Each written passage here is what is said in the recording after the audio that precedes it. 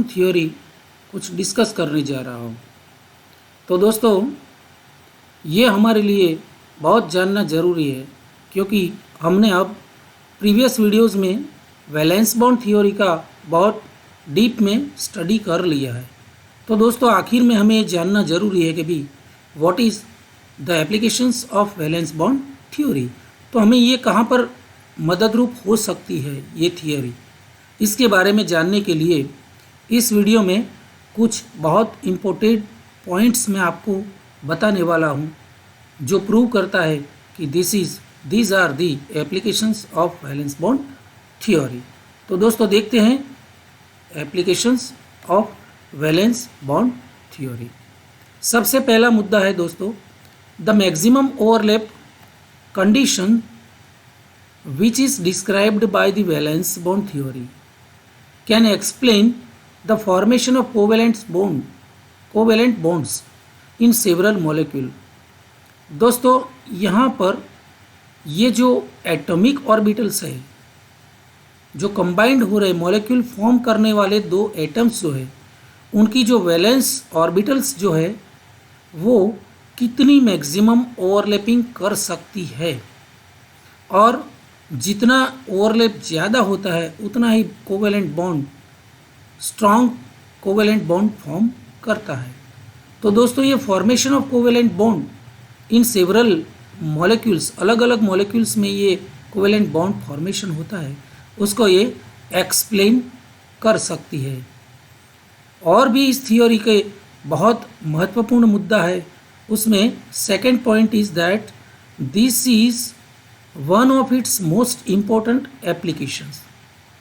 For example, the difference in the length and strength of the chemical bond in H2 molecule and F2 molecules can be explained by the difference in the overlapping orbitals in these molecules।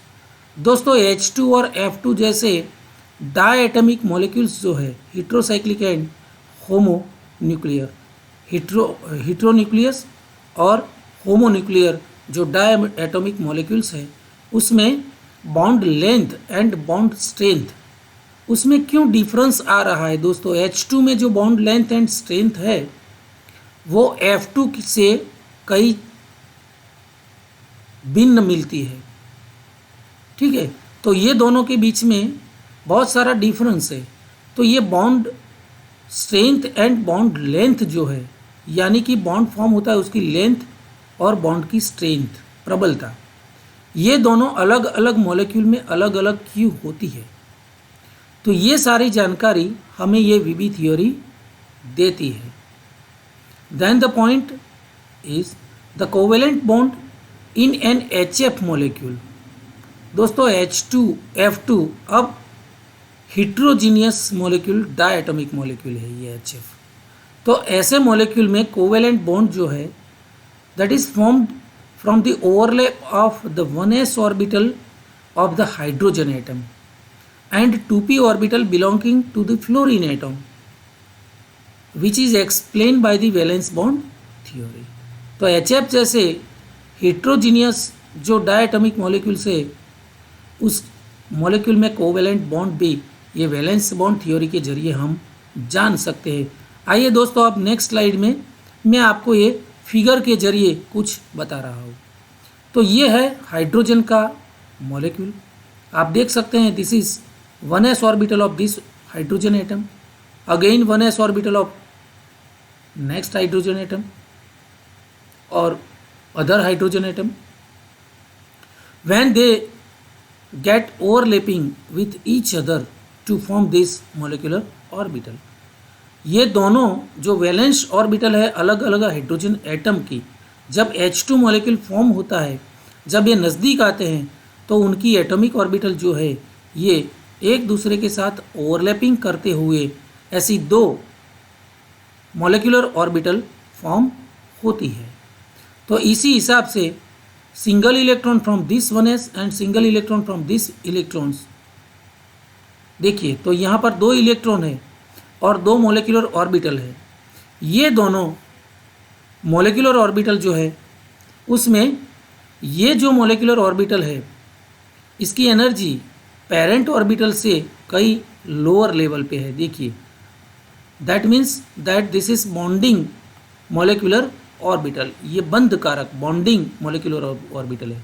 This one is anti bonding, क्योंकि इसकी energy बहुत high है। तो दोस्तों ये दो electron है, और पाउली अफबाउ और हुंड के जरिए, ये नियम के जरिए अगर इलेक्ट्रॉन फील्ड होते हैं तो यहाँ पर दो इलेक्ट्रॉन इसी तरह से ऑक्यूपाई होते हैं। और इस तरह से हाइड्रोजन में ये कोवेलेंट बॉन्ड, ये वैलेंस बॉन्ड थ्योरी हमें बहुत अच्छी तरह से समझा सकती है। So this one is the best application of the valence bond theory. और अगर दूसरा एटम देखें तो F2 जैसा very high electronegative atom F minus fluoride, और जब दो फ्लोराइड कंबाइंड होते हैं तो F2 मॉलिक्यूल बनता है। और this is the MO energy level diagram of F2 molecule. दोस्तों यहाँ पर देख सकते हैं आप, यहाँ 2 और ये 5, कुल 9 electrons from the first F and this 9 electron from the other fluorine. These are the molecular orbitals of F2. So this is the MO energy level diagram of F2. तो यहाँ पर देखिए आप, सभी इलेक्ट्रॉन यहाँ पैड है, यानी कि युग्मित है। तो ये मॉलिक्यूल जो है वो डायामैग्नेटिक है, देख सकते हैं आप। और तीसरा मॉलिक्यूल जो है वो HF का, ये this 1s orbital is of this hydrogen, 2px 2py 2p orbitals of this F fluorine. ठीक है, तो इसी हिसाब से ये 3 atomic orbital 1s 2s and 2p of this fluorine and 1s of this hydrogen। तो यहाँ पर दोस्तों देखिए कि 1s orbital of this hydrogen is so far from the 1s of fluorine and 2s of fluorine. So 1s orbital will not be participated with this 2s. So 2s is non-bonding, 1s is also non-bonding. Then 2px, 2py and 2pz orbitals of this fluorine will combine with this 1s to give this molecular orbitals। तो इस तरह से ये molecular orbital form होती है, जहाँ पर दोस्तों देखिए आप, फ्लोरीन के 9 इलेक्ट्रॉन 2 ठीक है, तो ये दोनों यहाँ पर नॉन बॉन्डिंग, ये भी यहाँ नॉन बॉन्डिंग में ऑक्यूपाई हो जाएंगे। फिर ये जो 5 इलेक्ट्रॉन यहाँ पर 2px 2py एंड 2pz में हैं, और छठा इलेक्ट्रॉन 1s में है। तो इन दोनों से ये जो मॉलिक्यूलर ऑर्बिटल फॉर्म होती है वो 3 और 1 4, 3 और 1 4। यहाँ पर देखिए ये बॉन्डिंग सिग्मा ऑर्बिटल है। ठीक है, सिग्मा इसीलिए क्योंकि ये बॉन्डिंग है, और px ये s ऑर्बिटल के साथ सिग्मा बॉन्ड ही फॉर्म कर सकती है। लेकिन ये 2py and 2pz they can form the pi bond. Okay, लेकिन यहाँ पर हाइड्रोजन के पास सिर्फ सिंगल इलेक्ट्रॉन है 1s में, तो 2px 2ps का ये जो ओवरलैपिंग होगा उससे ये सिग्मा ऑर्बिटल फॉर्म होगी। लेकिन 2py and 2pz they are same of the atomic orbitals, like atomic orbitals, not atomic orbitals now, because they are non-bonding here। अब ये दोनों नॉन बॉन्डिंग के हैसियत से यहाँ पर अरेंज हो जाती है। तो ये बॉन्डिंग और ये दोनों नॉन बॉन्डिंग, और इसकी anti bonding orbital sigma star ये है। ठीक है, तो इस तरह से हम 1s पार्टिसिपेट नहीं करेगी क्योंकि ये इनर और बहुत सेंटर से नज़दीक वाली है, और 1s से बहुत दूर वाली है। तो ये यहाँ पर नॉन बॉन्डिंग के जरिए यहाँ मॉलिक्यूलर ऑर्बिटल बन के यहाँ पर नॉन बॉन्डिंग फॉर्म हो जाएगी। 2s भी नॉन बॉन्डिंग क्योंकि ये भी इससे बहुत दूर है, लेकिन ये जो है वो बॉन्डिंग सिग्मा बॉन्डिंग, ये again non bonding 2px and 2py। And इसकी जो एंटी बॉन्डिंग है सिग्मा, वो सिग्मा स्टार यहाँ पर ऑक्यूपाई होती है।